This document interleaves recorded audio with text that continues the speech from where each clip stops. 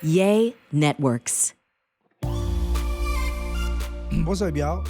Hey, y'all. Welcome to This Is Life. With Cornelius and Heather. Hey, y'all. What are you doing? I was putting on my jacket. Oh, okay. I throw on my coat. Yeah. What was your, what were we talking about? We've just been talking about call me out of my crap the past 2 weeks. Do you want to continue? I feel like the conversation was so good. Hey, Let's just I'm knock here. out another one of just call me out of my crap. Oh, crap. I hope you guys are starting to have some really hard conversations in your relationships, even in your friendships. You know, there was a time where I had a friend, I don't talk to her anymore, but she did me real dirty. And then she said she kept on having dreams about me. And she felt like God wanted her to talk to me. So she reached out and we just had a hard conversation. And I was just very honest and transparent with her about how, man, you hurt me. Like what you did was dirty. That was wrong, you know? And you already know, you know.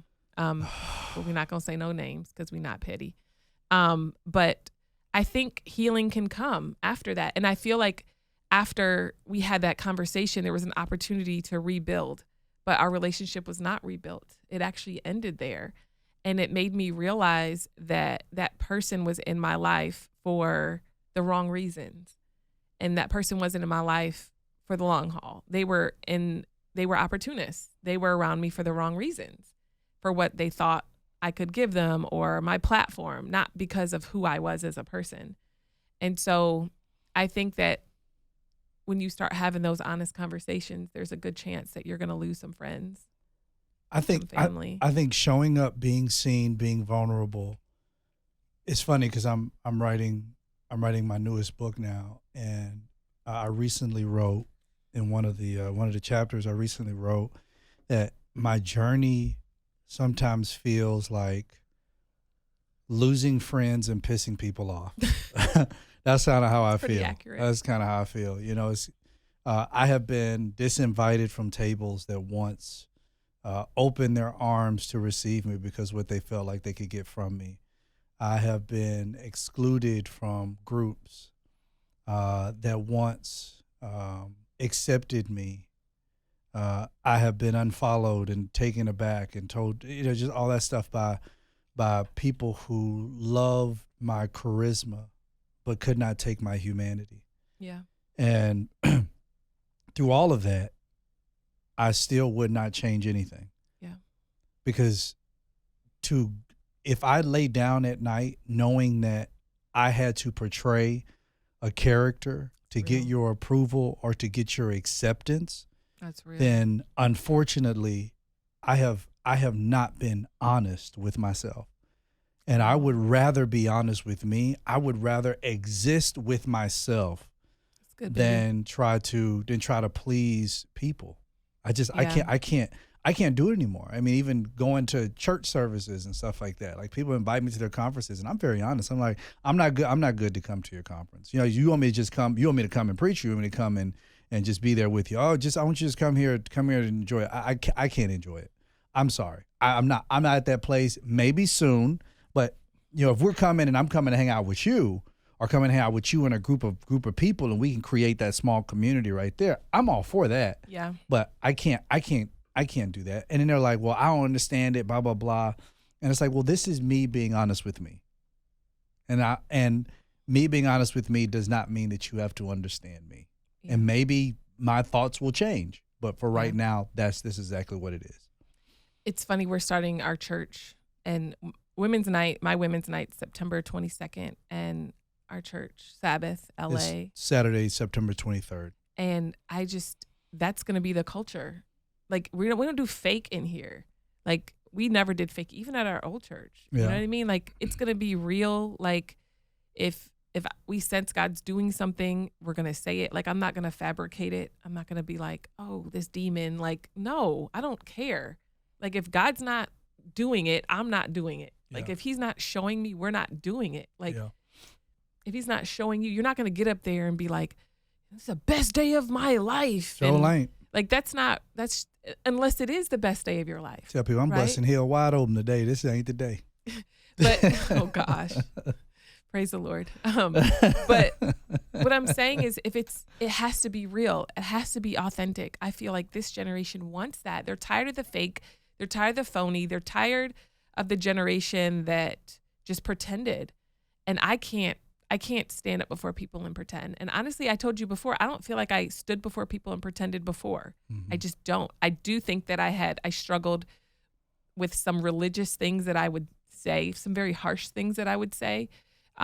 But overall, I felt like at the time, I was doing the best I could with what I knew, but just moving forward, like you have to have those hard conversations consistently. You got to have them. And it's so funny. So we were just in Atlanta and I asked him about this to even talk about this, but I worked for Creflo Dollar for almost 4 years. Yeah. And so, we didn't have the best ending during that time, and I resigned from my job in October 2010 from working with him, and I traveled the world with him, did everything with him, and then we didn't have the best ending at all.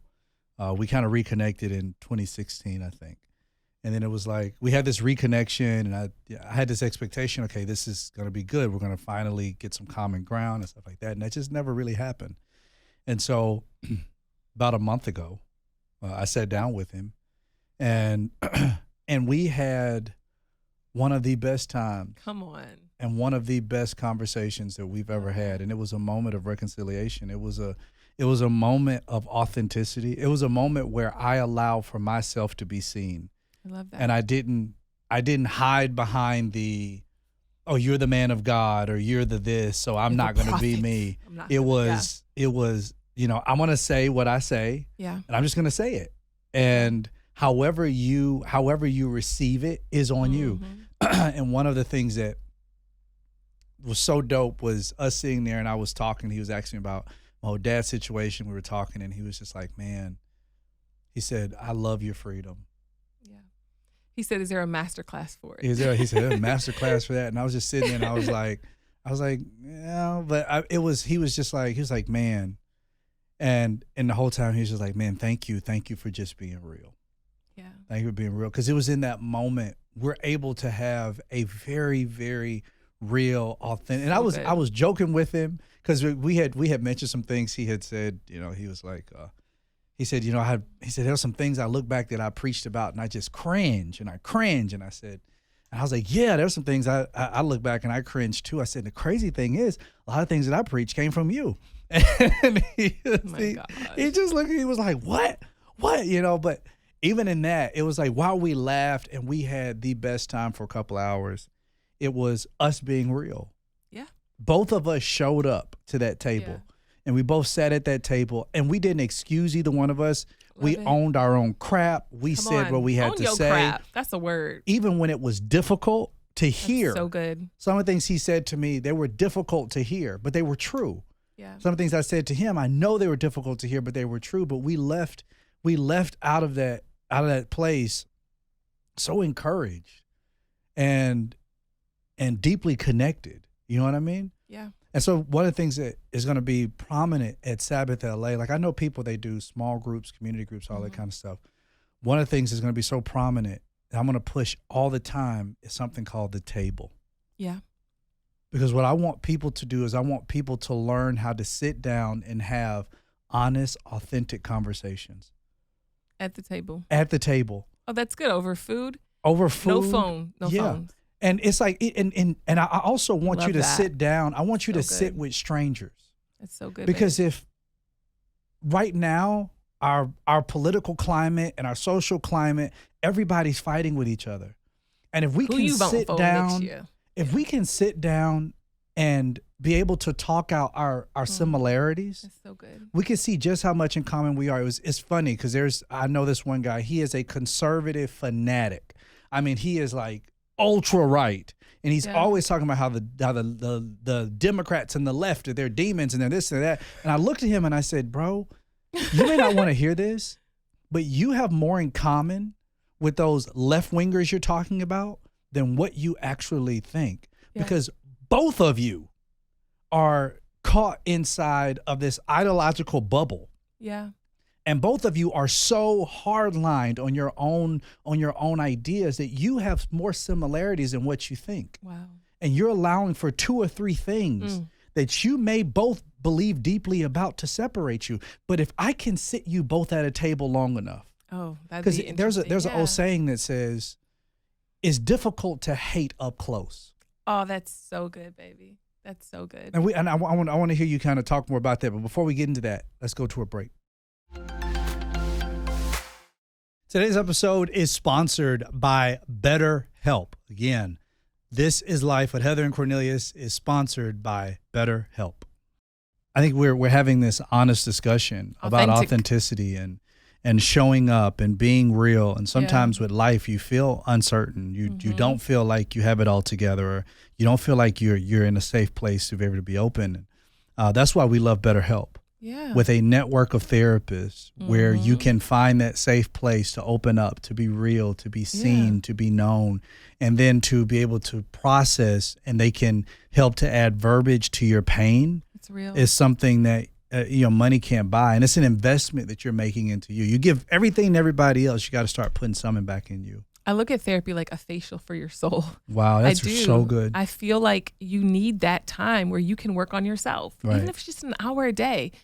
BetterHelp actually matches you with a therapist, and there's financial aid if you need it. Right. So there's really no excuse why we can't sign up and get started and start working on our inward self, because it's affecting your everyday life. Right. Right. Why not get somebody that's non-biased to help you walk through your journey? Absolutely. So let therapy be your map with BetterHelp. Visit BetterHelp.com/Lindsay's today to get 10% off your first month. That's BetterHelp, HELP.com/Lindsay's, LINDSEYS.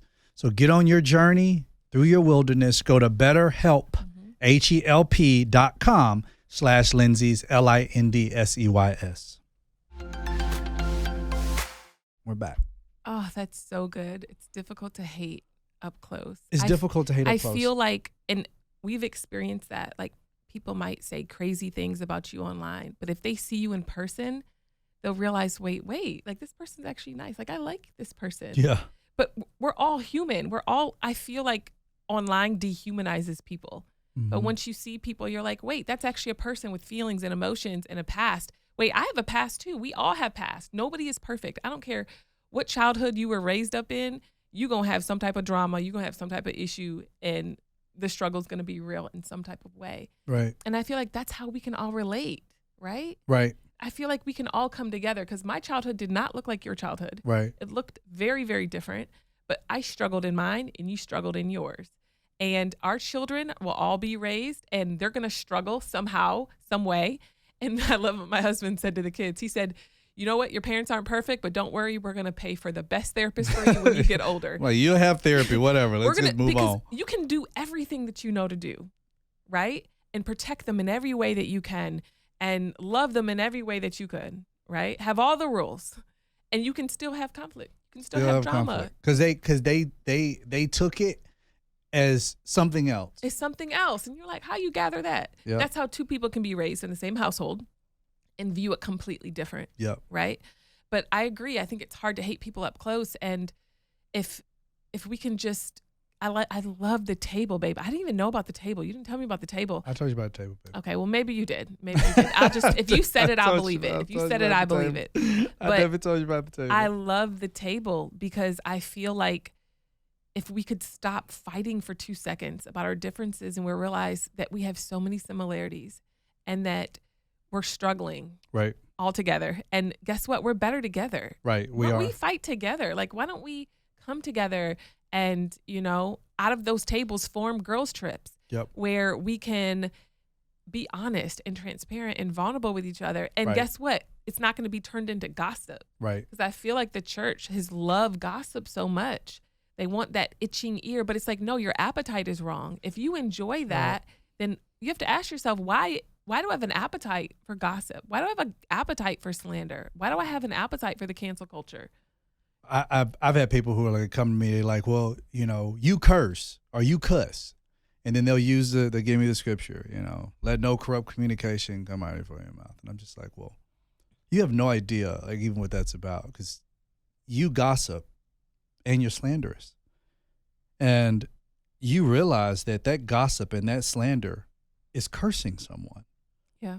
You know what I mean? Mm-hmm. And you're talking about me using regional language where a word in America that you assume to be a curse word is a completely different usage in another culture. Mm-hmm. But I'm just like, if I'm using it in a way that is derogatory or demeaning to someone else, then that is, I'm cursing them, but it's actually cursing them. But even so, not even getting into that, but the table is meant to not only just try to diminish a lot of that, but it's meant to heighten our similarities. Like, one of the things I'm going to be pushing so hard at Sabbath LA is don't invite people to church first. Invite them to the table first. I love that. Your table. Yeah. Because if there's something that is true typically about most homes, is that every home in it has a table. Of course. Invite them into the coffee table, in a coffee shop. Invite them to a restaurant to sit down at the table. Sit down at the table with them. Get to know them, Yeah. Develop community with them. Yeah. And then after a month and a half, 2 months, then you say, there's a bigger table I want to invite you to. Yeah. It's on Saturday nights. Would you want to come? Now, there are going to be a lot more people there.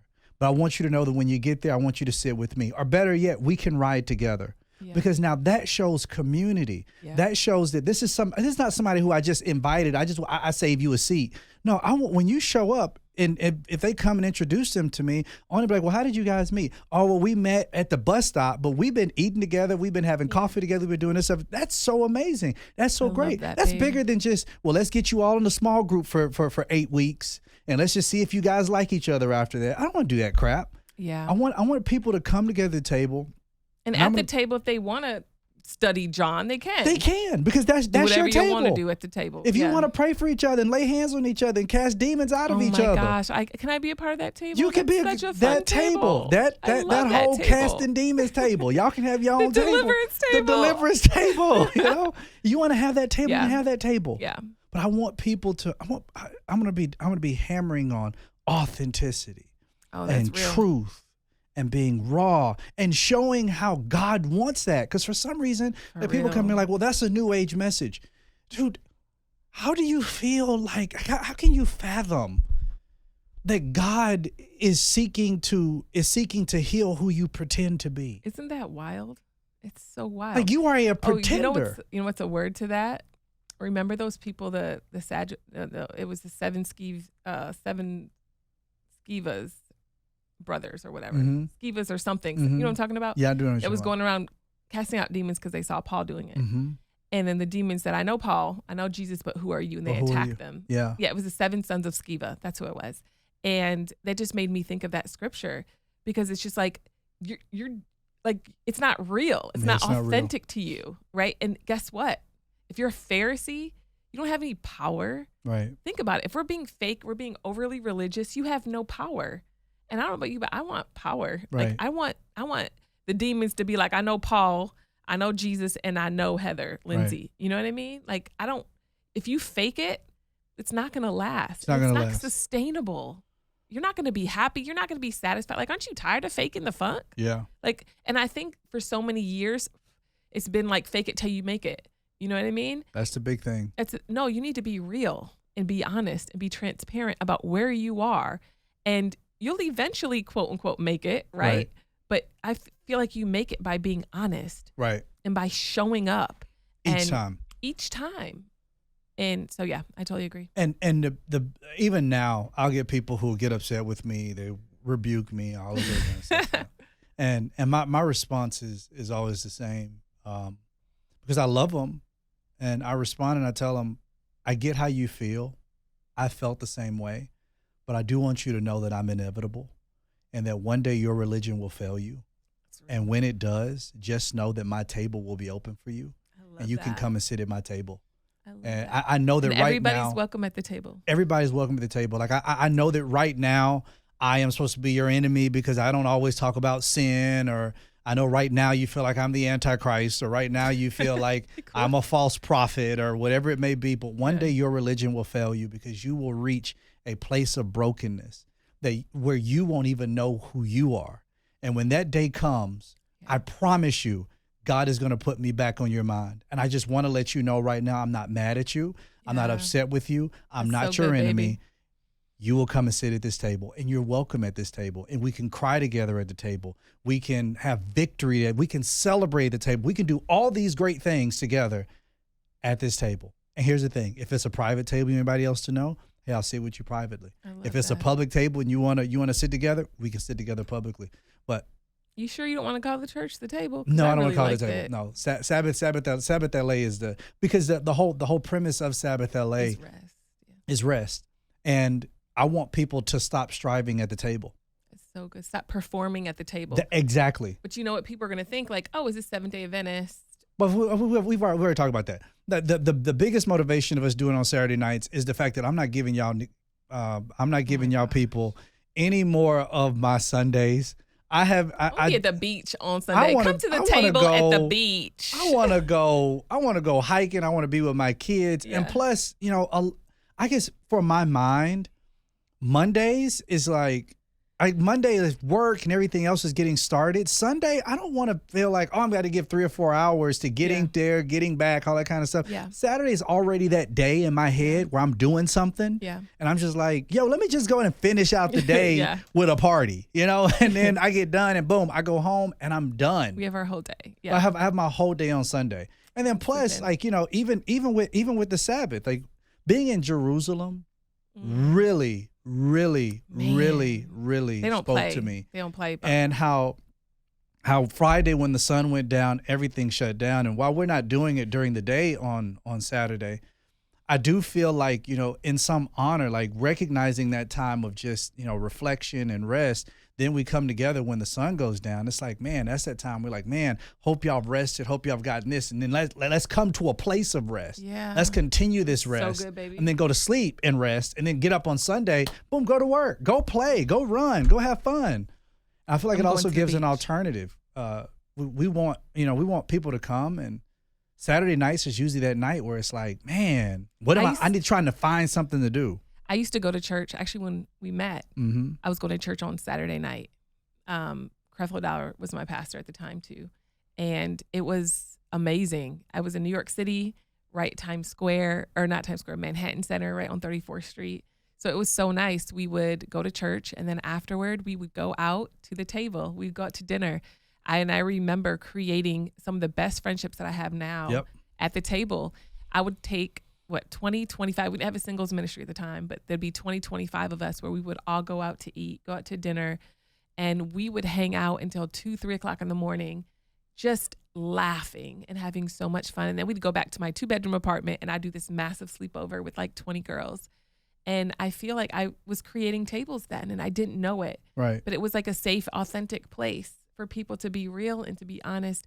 And those people end up joining the church. Mm-hmm. And the thing is, how I would get them to come to church is I would invite them to the table afterward. Yeah. And I'm like, we're all going together, and meet me at church. And right afterward, we're going to all go out to eat. And I would find some of the best restaurants in New York City.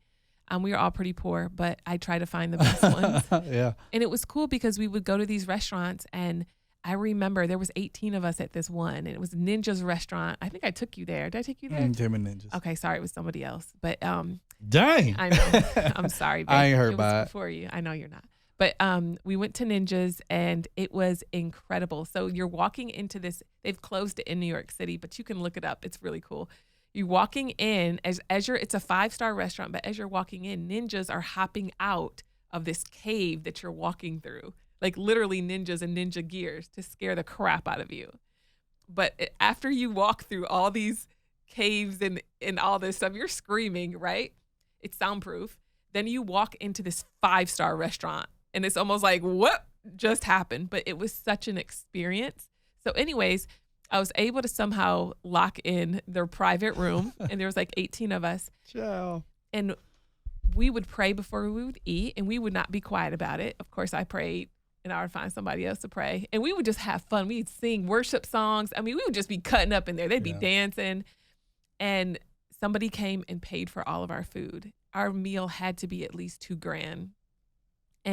But that would happen. Like people would just bless us when we were out at the table. But we built friendships. We did life together, breakups, makeups, meeting you. You know what I mean? So I'm thankful for the table in New York City because it made a large city feel so small. Wow. You know what I mean? And I felt like I had family. Right. And that's what I want Sabbath LA to be about, like family, like We don't want to real. be forced. Mm-mm. I hate forced community. It's not. It's like, hey, we're gonna have community. Like, even when you talk about marriage ministry, like, cause then that only gives one place for all the married people to go. And I'm like, I get why you're doing it, but I still feel forced. Like I still feel forced that I have to be with these people. And I mean, and let's be honest, like these married people are lame. I don't want to be with them. I want to create my own table. Yeah. Or I want to be invited to a table with some people who are more like me. They're like entrepreneurs, or like I want to have the busy traders table where we talk about stocks and investments and like what stocks we're getting into next, or, what I'm looking at long term. Like I want to do a table for that because we went out to eat at this restaurant, Crustaceans in Beverly Hills, and we saw these 3 older gentlemen, and they were talking about the stock market. And my eyes were like, I know. Talking about the S&P 500. And so they had got up to leave, and they looked over at me, and they said hello to us. And I was like, hi. And I was like, I couldn't help but hear you talking about the stock market. I'm an options trader. And he looked at me. He said, he was like, you're what? an options trader? He's Yep. like, what did he say? He said, I don't look like one. Yeah, he said, you sure don't look like one. Right. And I'm like, well, I'm glad I'm changing the way that looks. Mhm. Right. Like we have to change the way that looks. Right. So I'm just educating more people about finance. Right? I love that. So I'm so excited for Sabbath. Like, Yeah.